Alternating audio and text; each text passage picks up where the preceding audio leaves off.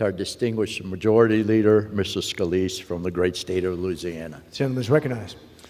Thank you, Mr. Chairman, and I thank my friend, Mr. Bilirakis, for yielding, and I rise in strong support of this bill. Mr. Armstrong brings forward a really important bill that follows with a number of other pieces of legislation you're seeing on the floor. You're seeing tomorrow Ms. Lesko's bill dealing with the same issue, the idea that the federal government wants to ban gas stoves. I think most Americans, Mr. Chairman, are looking all across the country saying, okay, inflation is still skyrocketing for families. Energy costs are skyrocketing for families. You're paying 50% more at the pump when you fill up your car. By the way, they want to ban the combustion engine, not through a congressional act, but through unelected bureaucrat regulations to get rid of gasoline-powered cars. It's all part of this government control agenda that we're seeing from this administration. The Biden administration, it seems like every single department, it's CFPB here, it's Department of Energy over there, it's EPA in another place, trying to tell people what they can and can't do with their lives. What kind of stove you can use in your house? For goodness sake. I mean, the gas stove, first of all, if you just look at the premise of what they're trying to do, to ban the gas stove, which means you have to then use an electric stove, maybe a coal stove they would support, I don't know. But if you, let's say, are choosing between a gas stove and an electric stove, we already know the gas stove is cheaper. So they're targeting lower income families and raising the costs on lower income families, taking money out of the pockets of families who can least afford it. But then if you look at the energy side of this, and I know this administration, more than any I've ever seen, has issued an all-out assault on American energy. Not all energy. President Biden didn't cancel every pipeline. He canceled the Keystone pipeline and American pipelines, but he green-lighted Russia's pipeline. He didn't cancel all fossil fuels in America or around the world. He said he just wants to make it harder to produce fossil fuels in the United States of America, but then he went and begged Putin to produce more oil. He went and begged Saudi to produce more oil, Venezuela. So it just seems like over and over again, it's American energy that they go after. But if you get rid of the gas stove, you're not getting rid of natural gas. Most places, a lot of places, get their electricity from natural gas. So you're going to ban the gas stove, and then you're going to take your electric stove, you don't plug it into a tree, you plug it into a socket that's probably fueled by natural gas.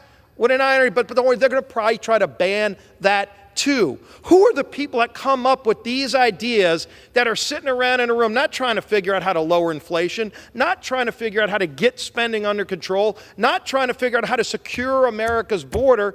They're trying to figure out how to take the choices away from Americans, whether or not you can even buy a gas stove. They're trying to take away the Second Amendment rights of disabled veterans on a bill we'll be voting on later tonight. On pistol braces, something that was designed for military veterans who, risking their lives for our country, got so injured that their arms weren't able to use and hold a weapon like most people do. So they came up with these braces to help them exercise their Second Amendment constitutional rights. They want to get rid of that too and make felons retroactively out of millions of Americans. This government control is out of control, Mr. Chairman, and it's about time we've pushed back. You're seeing this whole week we're bringing bills, as we have in the past, to finally start standing up for those hardworking families who are struggling and are sick and tired of attacks on their freedom and their opportunity by this federal government. Today it's gas stoves. A couple of weeks ago, EPA starts coming up with rules that they haven't even finalized yet to try to ban the combustion engine. If you want to do these things, these are major, major changes that will affect people's lives adversely. I used to watch how a bill becomes law. I think most Americans watch that too. Hopefully they still teach civics in school instead of hatred of America, which they seem to want to do all the time. But it used to be that if you wanted to change the way something works, you file a bill.